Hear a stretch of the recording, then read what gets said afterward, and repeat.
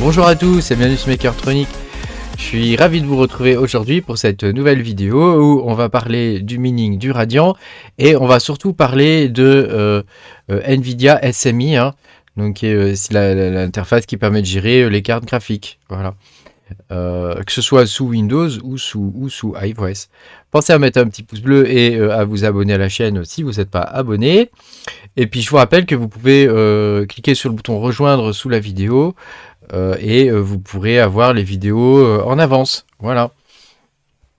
Donc on va pouvoir commencer. Alors, le Radiant, comme vous le savez, j'ai sorti une vidéo maintenant il y a un mois et demi, peut-être 2 mois même, quelque chose comme ça, où j'expliquais comment miner du Radiant avec un miner custom, etc. Enfin, c'était voilà, c'était un peu early, quoi. Donc fatalement, c'était un petit peu plus compliqué. Du coup, il y a une version de BZ Miner, donc qui est gérée sur iOS, hein, qui est sortie il y a très peu de temps. Et qui permet de miner le Radiant plus facilement, quoi, hein, comme n'importe quel coin maintenant. Hein. Donc je vais vous montrer déjà comment on fait ça, pour ceux qui veulent miner du Radiant maintenant, qui ont envie de s'y mettre. Hein. Et puis je vais vous montrer aussi derrière comment fonctionne un utilitaire qui est fourni dans iOS, qui s'appelle Nvidia SMI. C'est un utilitaire en ligne de commande, et ça vous permet de contrôler parfaitement vos cartes graphiques, quoi. Voilà. Donc je vais vous faire voir ça. Donc la première chose, c'est d'avoir un wallet, hein, pour le Radiant. Hein. Donc ça, je vous invite à aller sur le site de Radiant, hein, et puis d'aller télécharger le wallet. Donc le site, c'est Radiant Network. Ouais, je sais pas, en ce moment, le clavier est pas mon copain. Hein. Voilà, Radiant Network. Ah bah raté, c'est pas lui. Aïe, aïe, aïe, aïe. Radiant Layer 1. Attends, je vais y arriver. Aujourd'hui, je suis... Qu'est-ce que c'est que ce site pourri, là? C'est pas ça.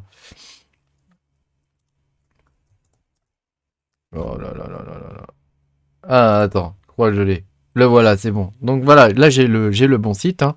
Pas facile à trouver. Hein. Donc quand vous allez sur le site, hein, le wallet se trouve ici. Hein, vous cliquez dessus, Electron Radiant. Vous allez dans les releases ici, là. Toc. Vous téléchargez la version. Donc moi, j'utilise la portable. Hein. Ici, et puis vous la lancez, vous configurez le mot de passe et il va vous donner votre adresse. Alors, vous allez dans recevoir, il va vous donner votre adresse. Alors, donc moi, si je vais dans les cryptos ici, je vais dans Radiant, où est-ce qu'il est, je sais plus, il est là. Voilà, bah vous voyez, j'ai même pas la dernière version, hein, comme quoi. Voilà. Donc ça, c'est quelque chose qui évolue beaucoup. Hein. Donc voilà, faut penser à se mettre à jour. Vous voyez, je suis pas à jour moi au niveau de mes versions. Donc là, il va se synchroniser. Toc, voilà. Donc là, j'ai ici 600 000 et quelques radians en ce moment. Vous allez dans recevoir et vous cliquez sur le petit machin là pour copier l'adresse. Et après, vous créez votre wallet dans iOS. Donc pour créer un wallet, c'est facile. Vous cliquez là-dessus. Vous allez dans Wallet. Vous faites Add Wallet. Vous tapez Radiant. RAD, voilà, vous cliquez sur RAD, vous collez votre adresse et vous faites créer. Voilà, c'est tout simple ça. Maintenant, vous devriez commencer à avoir l'habitude de faire ce genre de choses. Alors, pour miner du Radiant, désormais, il y a un miner hein, qui s'appelle BZ Miner. Il est pas mal, hein, BZ Miner, hein, j'aime bien. Hein, c'est lui que j'avais utilisé à l'époque pour miner du Caspa. Et il est souvent sur des coins assez early. Mais là, vous voyez, on a été plus rapide que lui. Là.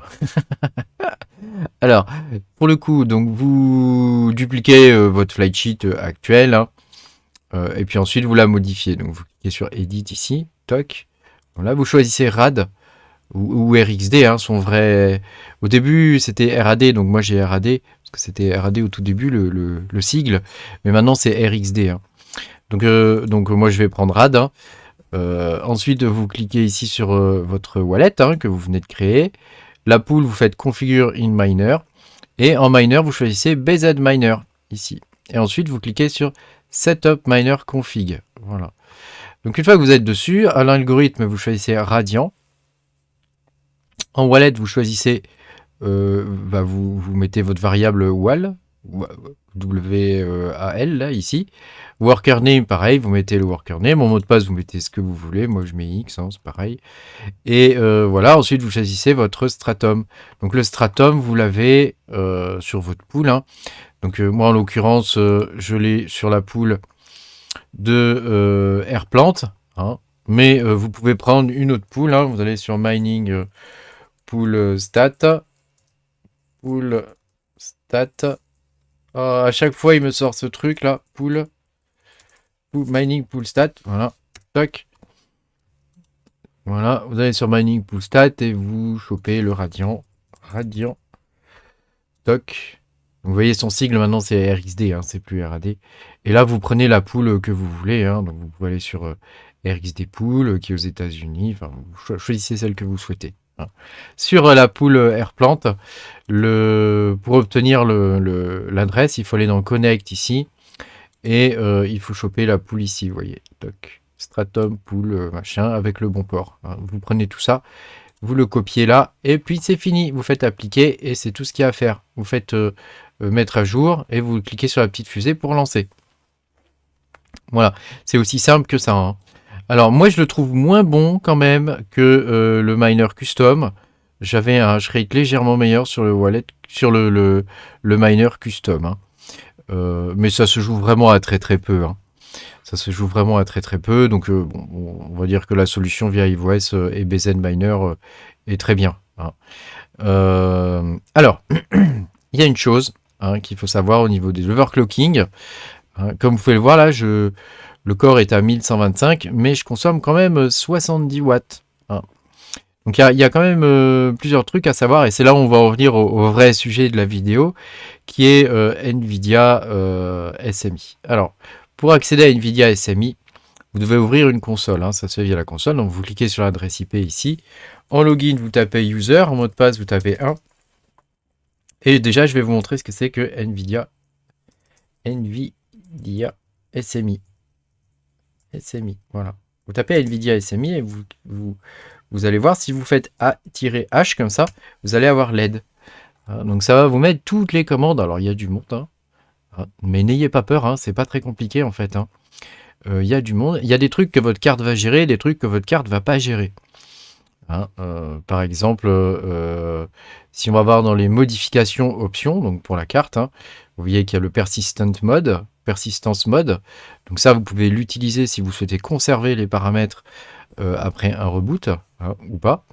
Voilà, il y a le -R qui permet de reset une carte graphique, hein, voilà, il y a le LGC, donc Lock Graphic Card, qui permet de gérer la mémoire et enfin, qui permet de définir un range pour la vitesse du corps, hein. Voilà, la même chose pour le reset et la même chose pour LMC, donc pour la mémoire, hein. Donc je vais vous montrer tout ça en action, hein. Donc on va commencer. Donc je vais faire NVIDIA SMI. On va taper LMC. Donc on va bloquer la mémoire à 810. Donc 810 c'est le minimum, hein, pour la mémoire. Donc là je le lance. Donc vous voyez, il me dit que c'est OK. Et vous allez voir que ça permet de faire pas mal d'économies d'énergie. Donc ça, je vous avais déjà donné ces commandes-là dans ma première vidéo. Mais voilà, je voulais vous montrer en vrai ce que ça donne. Et je vais vous montrer aussi d'autres possibilités qu'il peut y avoir avec cet outil, hein. Donc ça permet de bypasser en gros tous les paramètres que vous mettez dans EvoS. Après, rien ne vous empêche de mettre en mémoire ici 810, hein, quand vous faites les paramètres d'overclocking, hein. Mais vous voyez la consommation comme elle a baissé. C'est assez fou quand même, hein. C'est encore en train de baisser, hein, sachant que sur mon rig 2 là, vous voyez, j'ai certaines cartes, elles sont à 47 watts, hein. J'en ai même une des fois, alors ça fluctue un peu, hein, j'en ai même une des fois qui descend à 48 watts, hein. Voilà. Alors, quelle autre possibilité offre NVIDIA SMI? Vous pouvez loquer le corps. Donc, vous pouvez loquer le corps directement. Vous faites LGC pour loquer le corps. Et là, vous devez rentrer la vitesse à laquelle vous voulez que le corps aille. Donc là, par exemple, là, vous voyez, je suis à 1000, l'overclocking de Hive, il est à 1125. On va passer à 1400, par exemple. Toc. Et donc là, je viens de loquer le corps sur toutes mes cartes à 1400. Évidemment, c'est toutes les mêmes cartes. Si vous n'avez pas toutes les mêmes cartes, ça va être beaucoup plus compliqué d'utiliser cette commande, hein. Il va falloir le faire carte par carte, donc il faut le faire avec le GPU ID qui se trouve ici, hein. Vous voyez, là, il y a le GPU ID. Vous le voyez dans Hive, hein, il est marqué là, enfin, il est marqué un petit peu, hein, il y a un petit bout, hein, il n'est pas complet. mais il est marqué ici. Hein. Donc en gros, ça correspond au bus PCI. Hein. Et donc là, vous voyez, dans Hive, on ne voit pas les paramètres que je viens de passer. Hein. On ne voit pas les paramètres que je viens de passer. Pourtant, ils sont bien passés. Hein. Et vous voyez, la carte va consommer un petit peu plus. Elle va consommer un petit peu plus, mais elle va aussi miner plus. Hein. Alors, il faut arriver à trouver le juste milieu entre les deux. Hein. Donc par exemple, là, j'ai mis... là, je l'ai passé à 1400. Donc si je regarde à 1400, j'ai 500 de hash rate, 560 de hash rate, et j'ai 71 watts. Hein. Donc pour calculer le nombre de l'efficience, hein, c'est pas très compliqué. Vous ouvrez votre calculette. Hein, toc, elle est là. Là voilà. Et donc, vous, en gros, vous voulez savoir par combien de hash vous avez par watt. Hein. Donc vous faites 560 par exemple, divisé par, je vais prendre le premier ou le deuxième, on va faire une moyenne, hein, 70 watts, tu vois. 69, on va mettre 70 watts. Voilà. Et ça me donne 8 ici en efficience. Donc ça veut dire que par watt, j'ai 8 mH. Tout à l'heure, j'avais 1125. Donc si je fais, et j'avais donc avec 1125, j'avais 460, 450, hein, quelque chose comme ça, 450 de MHS. Et donc je le divise par 47 par exemple, qui était le nombre de watts consommés, et je vois que je suis à 9,5. Donc l'efficience c'est bien meilleure avec un corps à 1125 qu'avec un corps à 1400. Et je peux tester comme ça un peu tous les corps que je veux, toutes les vitesses de corps que je veux maintenant. Donc je peux tester par exemple à 1600. Donc, hop, vous voyez. Donc ça va très vite en fait, hein, ça vous permet de le faire directement à la volée. Ça va plus vite que d'aller dans les paramètres, dossiers, etc. Une fois que vous avez le bon truc, après vous les paramétrez si vous voulez dans RiveOS. Hein. Et donc là, vous voyez, j'ai monté à 1100. Alors il faut attendre un petit peu, hein, évidemment, que les cartes se mettent à jour. Et après, vous pouvez recalculer votre efficience. Voir un petit peu si c'est intéressant ou pas, quoi. L'idée, c'est d'avoir le plus gros chiffre possible. Vous voyez, là, je suis à 572. Alors, ça va peut-être monter encore. Hein. Peut-être monter encore, mais ça va pas l'air de monter plus. Hein. Ça va pas l'air de monter plus, donc on va le faire comme ça. Par contre, ça consomme beaucoup plus. Hein. Vous voyez, 93 watts, là. Ah si, ça y est, ça grimpe. Vous voyez, il faut attendre un petit peu. Hein. Donc là, on va faire le calcul. 637, donc on va arrondir. Hein. 640 divisé par 90 watts. Hein. Voilà. Et donc là, j'ai une efficience de 7. Donc plus je monte encore, moins c'est efficient. Hein. Moins c'est efficient. L'efficience, ça veut dire que, grosso modo, j'ai par rapport à l'énergie consommée, je gagne plus de MHS. Donc pour moi, c'était 1125 le meilleur paramètre que j'ai testé, sur les séries 3000 en tout cas. Après, je vous invite, vous, à faire vos différents tests. Donc là, je vais le reparamétrer à 1125. 1125, toc, et voilà, vous voyez, et c'est fait. Hein. Donc ça va très vite et c'est très facile. Hein. Alors après, NVIDIA SMI vous permet quand même de faire pas mal d'autres choses. Hein. Donc là, on va un peu rentrer dans des trucs un peu plus durs. Vous pouvez faire des queries. Donc vous tapez query, ça veut dire que vous pouvez questionner les cartes sur leurs paramètres et voir où elles en sont, etc. Vous tapez "-q", "-d" pour le display. Donc le display, c'est ce que vous voulez afficher. Par exemple, et on peut aller voir les températures. Comme ça. Toc. Voilà. Et donc là, je vois toutes les températures que ne vous affiche pas EvoS. Hein. C'est-à-dire la température d'arrêt de la carte, la température de ralentissement de la carte, sa température maximum, la température cible hein, et la température actuelle. Vous voyez. Donc tout ça, c'est des paramètres que vous ne voyez pas normalement. Hein. Ensuite, je peux vous montrer, si vous tapez clock en paramètres, vous aurez toutes les vitesses de la carte. Hein. Donc vous verrez, par exemple, pour ma dernière carte, là, les graphiques, c'est... donc le corps, hein, il est à 1125, ça on l'a réglé ensemble. La mémoire, elle est à 810, on l'avait réglé ensemble aussi. Hein, voilà, ça vous permet de voir tous ces paramètres-là. Hein. Et vous pouvez voir ici les paramètres maximum, minimum, etc. Donc vous voyez, maximum par exemple pour le cœur, je peux monter jusqu'à 2100. Hein, donc ça va chauffer et consommer beaucoup plus. Et pour la mémoire, je peux monter à 7001. Hein. Vous voyez, donc ça vous permet de voir tous les paramètres que la carte peut accepter aussi. Hein. Voilà, on peut voir aussi l'utilisation de la carte. L'utilisation. Voilà. Là, ça vous permet de voir de combien de temps elle est allumée. Voilà, ça vous permet d'avoir différents paramètres statistiques. Hein. Il y a aussi le paramètre performance. Hein. En gros, c'est toutes sortes de métriques que vous pouvez avoir. Bah là, les performances, elles sont pas activées, donc ça sert peut-être à rien. Voilà, si vous tapez NVIDIA SMI tout court comme ça, vous avez toutes vos cartes, hein, et par qui elles sont utilisées. Hein, donc ça vous permet de voir si jamais il y a un bug, par exemple, un miner qui ne s'est pas fermé correctement. Vous voyez, ce genre de choses. Donc là, je peux voir, par exemple, que c'est utilisé par BZ Miner, mais que mes cartes sont aussi utilisées par l'interface graphique de Linux. Hein, X11. Xorg ici. Hein. Donc vous voyez, il y a un petit peu de RAM qui est prise. Hein. Et là, ça me permet de voir tous les paramètres actuels de chaque carte. Donc ça peut être quand même bien pratique. Hein. Et puis, il y a d'autres choses qui peuvent être intéressantes, par exemple, pour savoir quelle vitesse de corps votre carte supporte. Donc vous tapez -Q, -D, et puis vous tapez supported, toc, vous tapez supported clocks avec un S. Voilà. Et ça va vous mettre pour chaque carte combien de vitesse elle supporte. Qu'est-ce que vous pouvez mettre en paramètres, en gros, quoi. Hein. Vous voyez, par exemple, ici, pour les graphiques, vous pouvez monter jusqu'à 2100 pour le cœur. 2085, 2110. Donc vous voyez, par exemple, si vous mettez 2072, c'est pas un paramètre qui est supporté. Il faut essayer de rester dans les paramètres qui sont affichés ici. Voilà. Et puis pour la mémoire, c'est pareil. Pour la mémoire, c'est la même chose. Vous voyez, il y a tous les paramètres comme ça pour chaque carte. Et puis, ma foi, il y a clock aussi, hein, qui est le principal, hein, qui vous permet de voir tous les paramètres au niveau. Mais je crois que je vous l'ai déjà dit, le clock. Peut-être non. Voilà, qui vous permet de voir tous les paramètres de base. Voilà. Donc vous voyez, NVIDIA SMI, c'est quand même très puissant. Alors, là, je vous ai montré les commandes pour paramétrer des choses. Et il y a les commandes aussi pour reset. Hein, donc vous tapez NVIDIA SMI. Alors, si vous voulez reset le corps, donc vous tapez R.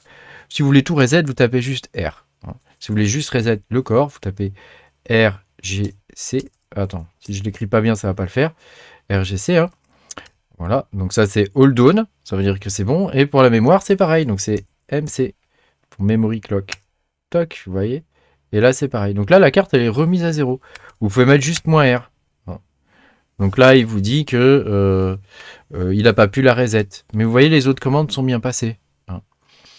Il n'a pas pu la reset parce qu'elle est utilisée par un autre truc. On avait vu tout à l'heure, hein, d'ailleurs, par quoi elle était utilisée. Si on tape NVIDIA SMI, vous voyez, on voit qu'il est utilisé par Xorg. Donc il n'a pas pu reset les cartes. Mais en utilisant les commandes d'avant, on a bien pu reset et le corps et la mémoire. Donc là, si je regarde à quelle vitesse elles vont, mes cartes, et ben c'est assez simple. Hein, je fais NVIDIA SMI -Q -D clock. Attends. Clock, alors c'est en majuscule hein, que c'est écrit. Hein, clock. Je peux voir la vitesse des cartes actuelles. Donc vous voyez, actuellement elles sont. Le corps est à 1725. Hein, et la mémoire est à 6800. Voilà. Et donc ça va pas très bien miner avec cette vitesse-là. Hein. Vous voyez, ça va consommer beaucoup. Et ça mine pas très bien parce que je suis à 670 alors que tout à l'heure j'étais à 450. Mais pour 50 watts quoi.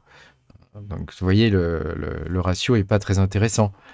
Alors que là, si je repasse mes paramètres de tout à l'heure, LMC, pour la mémoire, donc 810, et puis pour le corps, c'est LGC, pardon, LGC, donc je vais mettre le corps à 1125, toc, vous voyez, et bien là c'est bon, on va revenir à une efficience qui est correcte. Voilà, je voulais vous partager ça parce que je trouve que c'est un outil qui est vachement intéressant et ça permet d'aller plus vite dans les overclocking plutôt que d'aller à chaque fois dans les machins. Voilà, quand on fait une recherche de bon overclocking, ça permet d'aller plus vite. Plutôt que d'aller à chaque fois dans les overclocking ici ou aller bidouiller sur les trucs là, modifier, relancer, attendre. Vous voyez, ça permet d'aller plus vite quoi. Voilà, et puis évidemment, n'oubliez pas le mode TD, Message of the Day, Watch, ici, qui vous permet de voir comment va le mining et où en sont vos cartes. Voilà. J'espère que cette vidéo vous a plu, que vous avez pu apprendre des choses. Hein. Là, on rentre vraiment dans les paramètres un petit peu plus profonds hein, de chaque carte, hein. Enfin du fonctionnement de iOS. J'espère que cette vidéo vous a plu. Pensez à mettre un petit pouce bleu et puis à vous abonner hein, si vous n'êtes pas abonné. Et puis bah, à bientôt hein, pour de nouvelles aventures. Salut!